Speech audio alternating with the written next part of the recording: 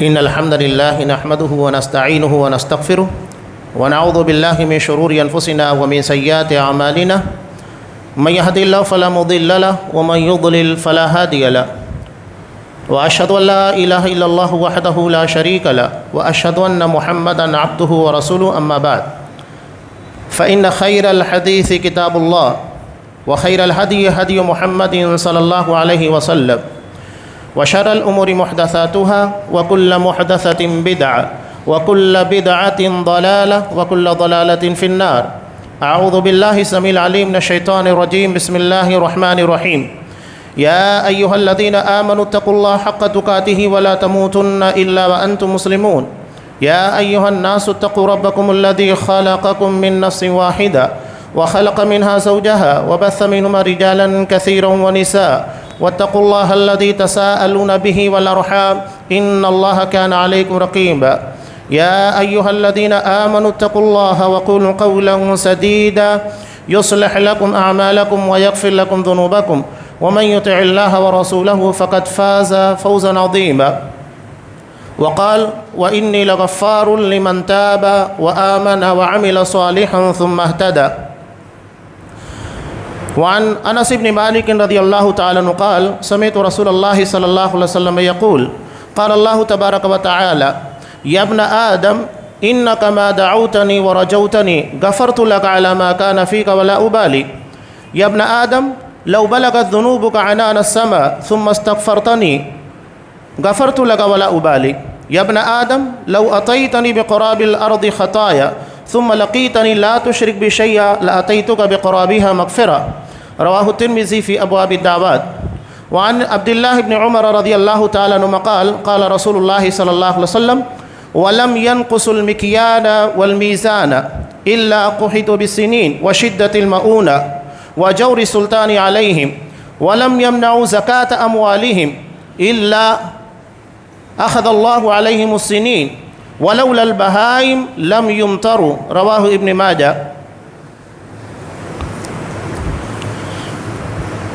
تمام قسم کی تعریفات اللہ رب العالمین وحدہ لا شریک کے لائق و زیبا ہیں جو ساری کائنات کا تنہا خالق و مالک ہے، اور بے شمار درود و سلام ہو اللہ کے آخری نبی جناب کریم محمد رسول اللہ صلی اللہ علیہ وسلم کی ذات مقدسہ پر.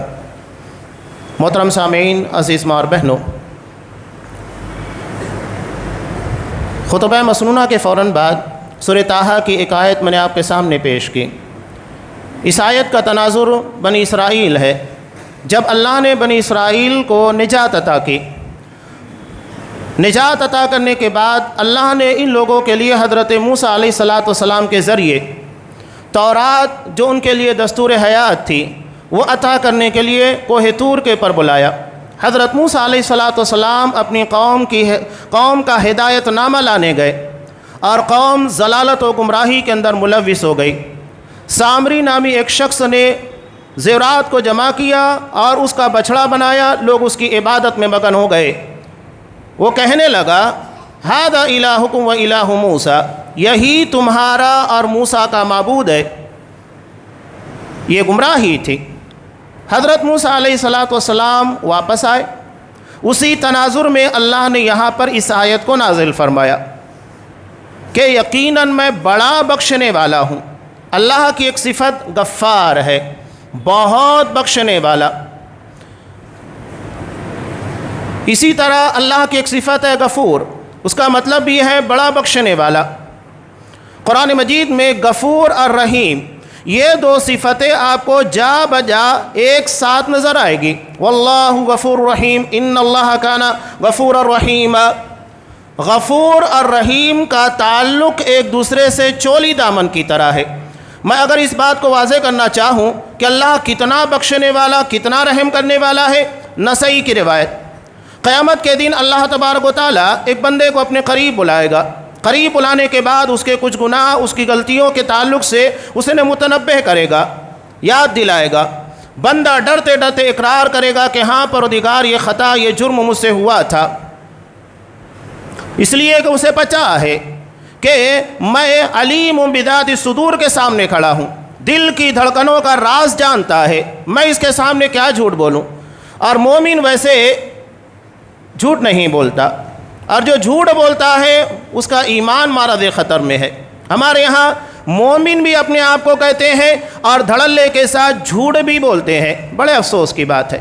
اصحاب کرام سے آپ صلی اللہ علیہ وسلم بیعت لیا کرتے تھے اس بات کے پر کہ ہم جھوٹ نہیں بولیں گے، لہذا تمام راویان کے پر کلام ہوگا اور انہیں عدل کے پیمانے کے پر تولا جائے گا، لیکن کسی صحابی کو نہیں تولا جائے گا، اس لیے کہ صحابی جھوٹ نہیں بولتا۔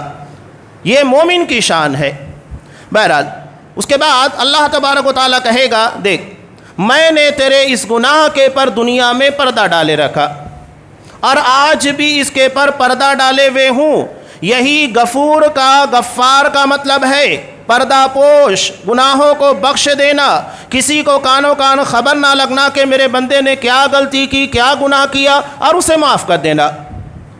یہ ہے عربی زبان میں مغفر کس کو کہا جاتا ہے؟ خود کو، جو لڑائی کے موقع کے پر لوہے کا سر کے پر استعمال کیا جاتا ہے، جو پورے سر کو ڈھانک لیتا ہے۔ مغفر یعنی پورے سر کو ڈھانک لینے والا، غفار یعنی جو بندے کے گناہوں کو چھپا لینے والا، ڈھانپ لینے والا، کسی کو کانوں کان خبر نہ ہو۔ اس کے بعد اللہ کہے گا میں نے تیرے اس گناہ کے تعلق سے نہ دنیا میں سزا دی اور نہ یہاں اس کے تعلق سے کسی کو علم ہوگا، میں تیرے گناہ کو بخش دے رہا ہوں۔ یہ اللہ تبارک و تعالیٰ کی شان غفاریت اور شان غفوریت ہے۔ اور شان رحیمیت کیا ہے؟ اللہ کہے گا جا، میں نے صرف تیرے گناہوں کو بخشا نہیں بلکہ تیرے گناہوں کو نیکیوں میں تبدیل کر دیا۔ یہ ہے رحیمیت، یعنی اللہ گناہوں کو بخشنے کے بعد ان گناہوں کو نیکیوں میں تبدیل کرے گا۔ یہ رحم ہے اللہ تبارک و تعالیٰ کا، تو اللہ بڑا پسند کرتا ہے۔ یقیناً سارے آدم کی اولاد، آپ صلی اللہ علیہ وسلم نے کہا ترمذی کی روایت، کل بنی آدم خطا، سارے اولاد آدم بڑے گنہگار، بڑے خطا کار ہیں۔ وخیر الخطائین التوابون، اور سب سے بہترین خطا کار کون ہے؟ توبہ کرنے والے۔ اسی لیے اللہ تبارک و تعالیٰ نے سورہ توبہ کے اندر ارشاد فرمایا، سورہ بقرہ میں، ان اللہ یحب التوابین ویحب المتطہرین، یقیناً اللہ خوب توبہ کرنے والے، خوب پاک رہنے والوں کو پسند کرتا ہے۔ علامہ ابن قیم رحمۃ اللہ علیہ ارشاد فرماتے ہیں، اللہ نے یہاں پر توبہ اور طہارت دونوں کا ایک جگہ کے پر تذکرہ کیا، یحب التوابین ویحب المتطہرین۔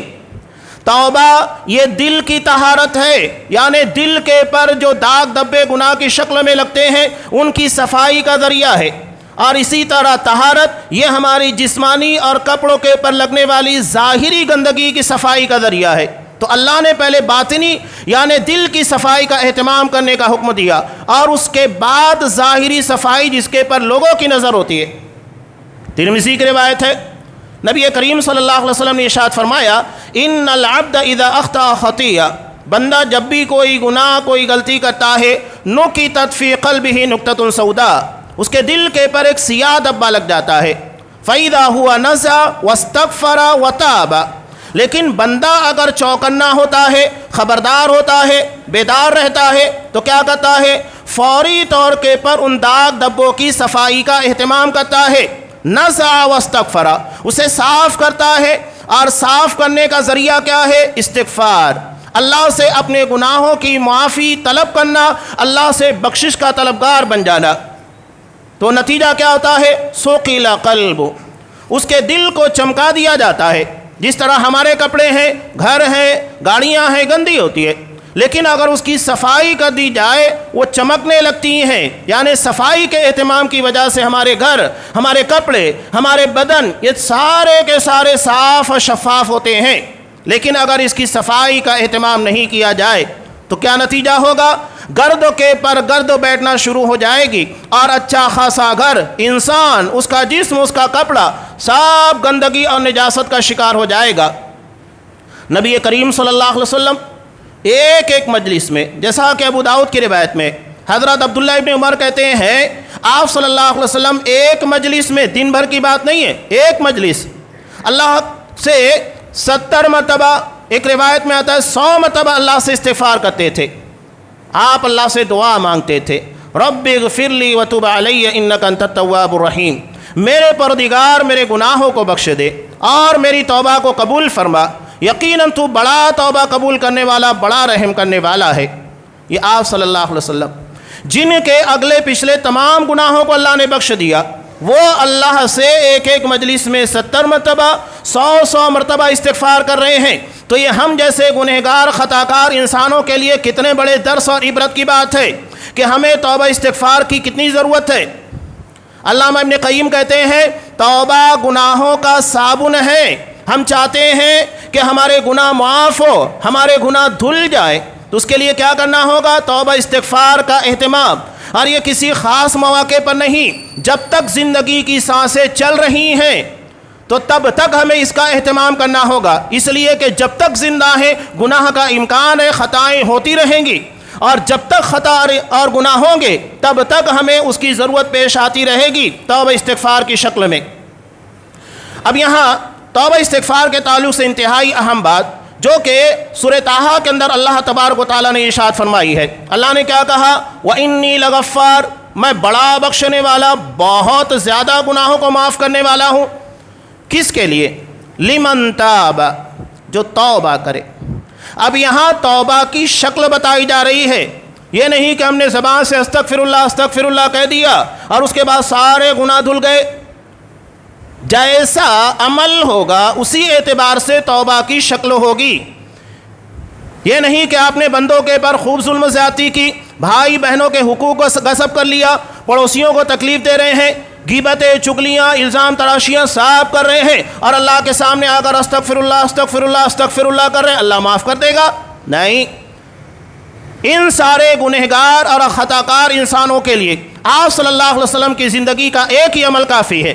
آپ اپنی وفات سے چند روز قبل نماز ادا کرتے ہیں، نماز ادا کرنے کے بعد ممبر پر تشریف لاتے ہیں، اور اس کے بعد آپ کہتے ہیں کہ اگر میں نے کسی کا کچھ لیا ہے یا اگر کسی کو تکلیف پہنچائی ہے تو آج یہاں موجود ہو، وہ اپنا بدلہ لے لے۔ ایک صحابی کھڑے ہوتے ہیں، کہتے ہیں اللہ کے رسول میرے 3 درہم آپ کی طرف باقی تھے، آپ نے کوئی تفتیش نہیں کی، کب دیا تھا، کس کے سامنے دیا تھا، کب کی بات ہے؟ نہیں۔ فوری طور کے پر حضرت فضل بن عباس رضی اللہ تعالیٰ عنہ کو کہا اس کا قرض لوٹا دیا جائے۔ یہ آپ صلی اللہ علیہ وسلم نے عملی نمونہ پیش کیا۔ اب آپ اس کے پر غور کیجئے، جب نبی کو حقوق العباد میں نہیں بخشا جائے گا اور آپ اس معاملے میں اتنے چوکنا ہیں، اتنے فکر مند ہیں، تو ہم جیسے انسانوں کے لیے، خطاکاروں کے لیے معاملہ کتنی اہمیت اور نزاکت رکھتا ہے۔ ہم بڑے سے بڑے گناہ کرتے ہیں۔ حدیث مفلس بھی پڑھتے ہیں مسلم کی کہ قیامت کے دن ایک بندہ آئے گا، نماز، روزے، زکوٰۃ ساری نیکیوں کو لے کر آئے گا، لیکن کیسے آئے گا؟ وَيَأْتِيكَ الشَّتَمَ هَذَا وَقَذَفَ هَذَا وَأَكَلَ مَالَ هَذَا وَضَرَبَ هَذَا وَقَتَلَ هَذَا۔ کسی کا خون بہایا ہوگا، کسی کی غیبت کی ہوگی، کسی کے اوپر الزام لگایا ہوگا، کسی کا خون بہایا ہوگا، کسی کو مارا ہوگا۔ یہ سارے مظلومین وہاں آئیں گے جن کو دنیا میں انصاف نہیں مل پایا ہوگا، اور قیامت کے دن اللہ کے ہاں بے لاگ انصاف ہوگا۔ یہ آئیں گے اور وہاں اس کی نیکیوں کو چٹ کر جائیں گے، یہاں تک کہ ساری نیکیاں ملیا میٹ ہو چکی ہوگی، اس کے بعد بھی مظلومین باقی ہوں گے۔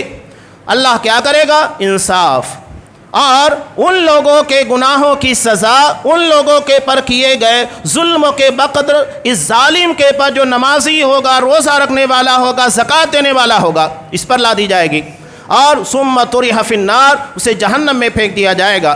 سوچئے قیامت کے دن یہ منظرنامہ کتنا افسوسناک ہوگا کہ اگر کوئی بندہ نیکیوں کا خزانہ لے کر آئے نماز، روزے کی، زکوٰۃ کی شکل میں، اور ساری نیکیاں ضائع ہو جائے، اور ان لوگوں کو دینا پڑ جائے جس کے پر اس نے ظلم کیا، غیبتیں کی، چغلیاں کی۔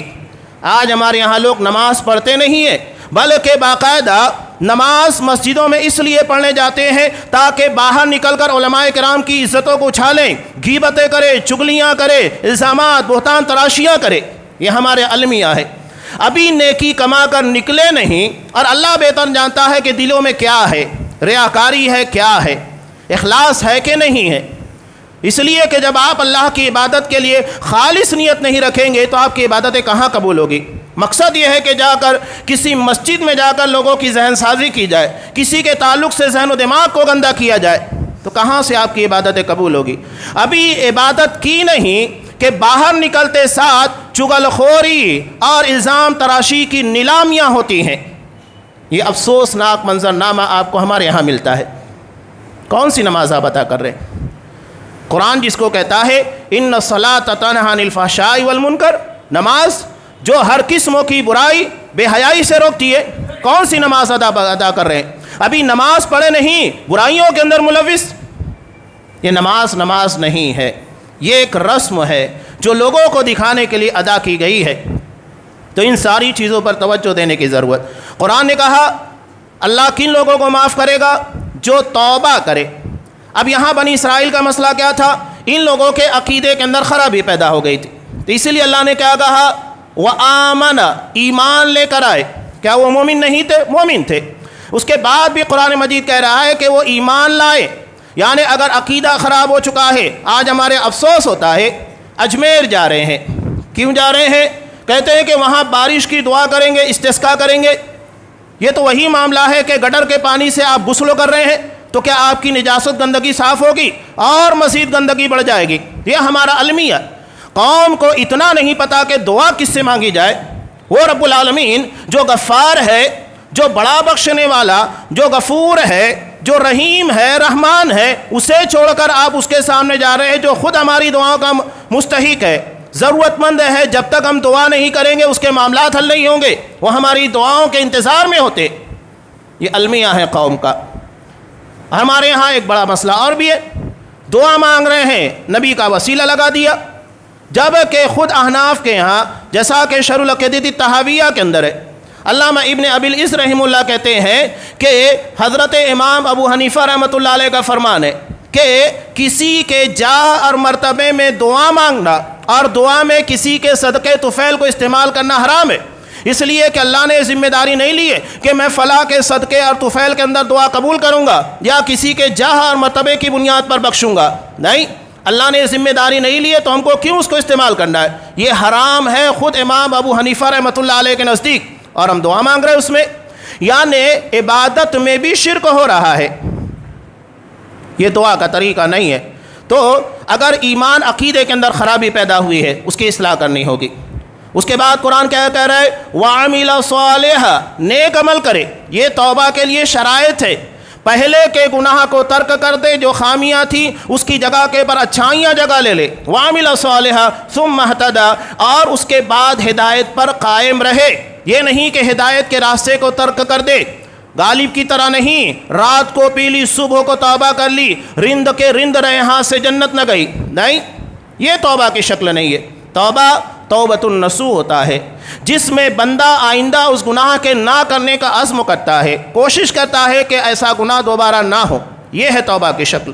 اور اگر بندوں سے متعلق ہے تو آپ اس کی اصلاح کیجئے۔ میں نے ایک روایت اور آپ کے سامنے پیش کی جسے امام ابن ماجہ رحمۃ اللہ علیہ نے ابواب الفتن میں نقل کیا۔ یہ بارش کے نہ نازل ہونے کا ایک بڑا سبب اس حدیث کے اندر بیان کیا گیا ہے۔ آپ صلی اللہ علیہ وسلم نے ارشاد فرمایا لم ينقص المکیال والمیزان، یہ ناپ تول کے اندر اگر کمی کریں گے تو نتیجہ کیا ہوگا؟ الا اخذوا بالسنین، ان لوگوں کے پر بارش روک لی جائے گی، کہے سالی کے اندر مبتلا کر دیے جائیں گے۔ یہ سب سے پہلی بات۔ وشدت المعونہ، اور ان کے اخراجات کے اندر تنگی کا بھی شکوہ ہوگا۔ آج خود آپ دیکھیے، ہمارے ہاں پہلے کہا کرتے تھے ایک آدمی کماتا تھا 10 آدمی کھاتے تھے، آج گھر میں 10 کے 10 کما رہے ہیں لیکن اخراجات پورے نہیں ہو رہے ہیں۔ یعنی برکت اٹھا لی گئی ہے، اور کیوں نہ اٹھا لی جائے؟ ہم نے اخراجات اتنے بڑھا لیے ہیں، پہلے کے مقابلے میں ہمارے ہاں ضروریات زندگی بہت بڑھا لی گئی ہے۔ ہم نے اپنی چادر سے کہیں زیادہ اپنے پیروں کو تان لیا ہے، جس کی وجہ سے مسائل پیدا ہو رہے ہیں۔ یہ شدت المعونہ ہے۔ وجور السلطان علیہم، اللہ ایسے ظالم بادشاہ کو ان لوگوں کے پر مسلط کرے گا جو ان پر ظلم کرے گا، زیادتیاں کرے گا۔ کیا یہ تینوں چیزیں آج ہمیں نظر نہیں آ رہی ہے؟ قحط سالی بھی ہے، اس کے بعد اخراجات کی تنگی کا شکوہ بھی ہے، علا واضح ظالم بادشاہ کا تسلط ہے جو ہمارے خلاف ایسے قوانین بنا رہے ہیں جس کی بنیاد کے پر ہماری نسلیں تباہ ہو جائے، ہماری تجارتیں برباد ہو جائے، ہمارا جینا دوبر ہو جائے، یہاں تک کہ ہمیں اپنے تہوار کے منانے کے وقت بھی بہت ساری پریشانیوں کا سامنا کرنا پڑتا ہے۔ یہ مسائل ہیں۔ وَلَمْ يَمْنَعُوا زَكَاةَ أَمْوَالِهِمْ، اور اگر وہ زکوٰۃ کو روکیں گے اپنے مال کی، اللہ ان لوگوں کے پر کہسالی مسلط کرے گا، اور اگر جانور نہیں ہوتے وَلَوْلَا الْبَهَائِمْ لَمْ يُمْطَرُوا، اللہ انہیں بارش سے نوازتا ہی نہیں۔ یہ صاف اللہ کا اعلان ہے۔ علاوہ سے ایک حدیث قدسی تھی، میں نے آپ کے سامنے پیش کی۔ اللہ اپنے بندے کی توبہ سے بڑا خوش ہوتا ہے، وہ منتظر ہوتا ہے کہ اس کا بندہ اس کی طرف پلٹ آئے۔ مسلم کی روایت میں ہے، اس کی مثال دیتے ہوئے آپ صلی اللہ علیہ وسلم نے ارشاد فرمایا، جیسا کہ جنگل بیابان میں ایک آدمی اپنی سواری ساز و سامان کے لے کر چلا، ایک جگہ آرام کے لیے رکا، اور جب وہ بیدار ہوتا ہے تو دیکھتا ہے کہ اس کی سواری غائب ہو چکی ہے۔ بہت تلاش کرتا ہے، نہیں ملتی ہے، تھکا ہارا ہوا پریشانی کے عالم میں آ کر سو جاتا ہے۔ جب وہ بیدار ہوتا ہے تو دیکھتا ہے کہ اس کی سواری ساز و سامان اسی جگہ موجود ہے۔ وہ خوشی میں کہتا ہے کہ اللہ تو میرا بندہ ہے، میں تیرا رب ہوں۔ وہ خطا کر جاتا ہے، اسے کہنا چاہیے کہ اللہ تو میرا رب ہے، میں تیرا بندہ ہوں۔ اللہ اس بندے سے کہیں زیادہ خوش ہوتا ہے جب کوئی توبہ کرتا ہے، اللہ کی طرف پلٹ آتا ہے۔ تو اللہ ہمارے پر جو حالات مسلط کیے، وہ چاہتا ہے کہ اس کے بندے اس کی طرف پلٹ آئے۔ دور چلے گئے گناہ کرنے کی وجہ سے ناراض کر کے، اسی لیے اللہ نے مغفرت کے تعلق سے کہا کہ بندہ جب اللہ سے دعائیں کرتا ہے، اللہ اسے بڑا بخشتا ہے۔ وہ حدیث قدسی جو میں نے آپ کے سامنے پیش کی تھی، ترمذی کی روایت، اللہ کہتا ہے آدم کی اولاد، انک ما دعوتنی ورجوتنی، تو مجھ سے جو دعائیں مانگے گا، امیدیں وابستہ کرے گا، غفرت لک علی ما کان فیک ولا ابالی، میں تیرے سارے گناہوں کو بخش دوں گا، مجھے کوئی پرواہ نہیں۔ یہ ہم سوچتے ہیں کہ گناہ اتنے اللہ معاف کرے گا کہ نہیں، یقیناً اللہ سارے گناہوں کو بخش دے گا۔ وہ غفار ہے، وہ غفور ہے، وہ تواب ہے، بڑا توبہ قبول کرنے والا ہے۔ اس کے بعد اللہ کہتا ہے، یا ابن آدم لو بلغت ذنوبک عنان السماء، آدم کی اولاد اگر تیرے گناہ آسمان کی بلندی کو چھو جائیں، جبکہ آسمان و زمین کے درمیان 500 سال کا فاصلہ ہے۔ اس کے بعد اللہ کہہ رہا ہے ثم استغفرتنی، اس کے بعد تم اس سے استغفار کرے، اپنے گناہوں کی بخشش طلب کرے، غفرت لک ولا ابالی، میں تیرے سارے گناہ بخش دوں گا، مجھے کوئی فکر نہیں ہے۔ اس کے بعد اللہ کہتا ہے ابن آدم کی اولاد لو اتیتنی بقراب الارض خطایا، اگر تو زمین بھر کر خطا غلطی گناہ لے کر آئے گا، لاتیتک بقرابھا مغفرہ، میں اتنی ہی مغفرت لے کر آؤں گا، بشرطے کہ تو نے میرے ساتھ شرک نہیں کیا ہوگا۔ تو مشرک اللہ کی مغفرت کا مستحق نہیں۔ ہم چاہتے ہیں کہ اللہ ہماری دعائیں قبول کرے، تو سب سے پہلے ہمیں شرک سے بچنا ہوگا۔ شرک کرنے کی بنیاد پر اللہ کے ہاں مغفرت، بخشش، کسی بھی قسموں کے رحم کی امید مت کیجیے گا۔ نبی کریم صلی اللہ علیہ وسلم کی سنت رہی ہے، جیسا کہ بخاری کی روایت ہے، حالات سے جس گونج رہے ہیں ہم لوگ، اور جو ہمارے پر پریشانیاں ہیں، ہر کوئی اچھے طریقے سے جانتا ہے کہ بارش کا نہ ہونا مسلمانوں کے لیے اور تمام انسانوں کے لیے، چرند و پرند ہر کسی کے لیے مسئلہ بنا ہوا ہے۔ تو ایسے میں آپ صلی اللہ علیہ وسلم کی ایک سنت رہی کہ آپ جب شکایت کی گئی، ممبر کے اوپر سے ہی استسقا کیا، بارش کی دعا کی۔ نتیجہ کیا ہوا کہ آپ دعا کر کے ابھی مسجد کے باہر نہیں نکلے، جبکہ مدینہ بالکل پاک و صاف تھا، کہیں پر ابر کا ٹکڑا نہیں تھا۔ اچانک بادل آئے اور انتہائی زوردار بارش شروع ہوئی، اگلے ہفتے تک بارش چلتی رہی۔ یہ آپ صلی اللہ علیہ وسلم کی دعا کی برکت تھی۔ تو اسی سنت کو زندہ کرتے ہوئے ہم اللہ تبارک و تعالیٰ سے دعا کرتے ہیں، پروردگار یقیناً ہم بڑے خطا کار گنہگار ہیں، یہ صرف ہمارے گناہ، ہماری غلطیوں کی پاداش میں تیری رحمت بارہ ہم سے روٹھی ہوئی ہے، تو ناراض ہے، یقیناً ہم بڑے خطا کار ہیں، لیکن تو بڑا ارحم الراحمین ہے۔ پروردگار ہم نے تیرے علاوہ کوئی در دیکھا نہیں جہاں کر ہم مانگے، ہم نے تیرے علاوہ کسی سے مانگنا نہیں سیکھا۔ پروردگار تو ہمیں بارش عنایت فرما، ہم تیرے نبی کی سنت کے مطابق تجھ سے دعا مانگتے ہیں۔ اللہم اسقنا، اللہم اسقنا، اللہم اسقنا، اللہم اغثنا غیثا مغیثا مریا مریا نافعا غیر ضار عاجلا غیر آجل، اللہم اغثنا غیثا مغیثا مریا مریا نافعا غیر ضار عاجلا غیر آجل، اللہم اغثنا غیثا مغیثا مریا مریا نافعا غیر ضار عاجلا غیر آجل۔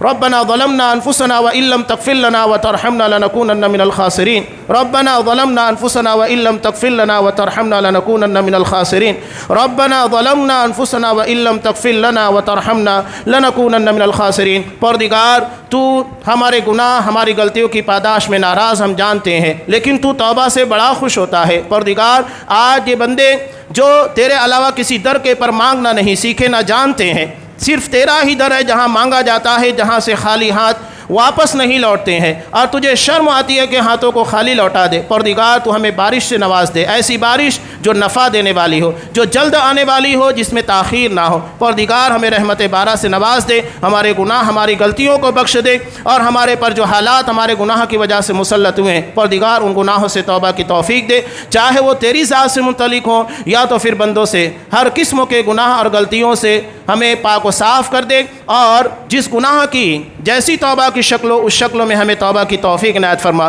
پروردگار ہماری دعاؤں کے اندر اثر پیدا کر، تیرے علاوہ اور تیرے در کو چھوڑ کر کس جگہ جا کر ہم مانگے، صرف تیرا ہی در ہے جہاں مانگے، اور تو ہی ہمیں عطا کرنے والا ہے، یقیناً تو معطی ہے، عطا کرنے والا ہے۔ پروردگار ان ہاتھوں کو خالی نہ لوٹا۔ آج یہ توحید پرست تیرے بندے تیرے سامنے اپنے ہاتھوں کو پھیلا کر اپنے گناہوں کو اعتراف کے ساتھ تجھ سے تیری رحمت کا مطالبہ کرتے ہیں۔ پروردگار تو ہمیں بارش سے نواز دے۔ اللہم اسقنا، اللہم اسقنا، اللہم اسقنا۔ ربنا تقبل منا انک انت السمیع العلیم وتب علینا انک انت التواب الرحیم۔ سبحان ربک رب العزة عما یصفون وسلام علی المرسلین والحمد للہ رب العالمین۔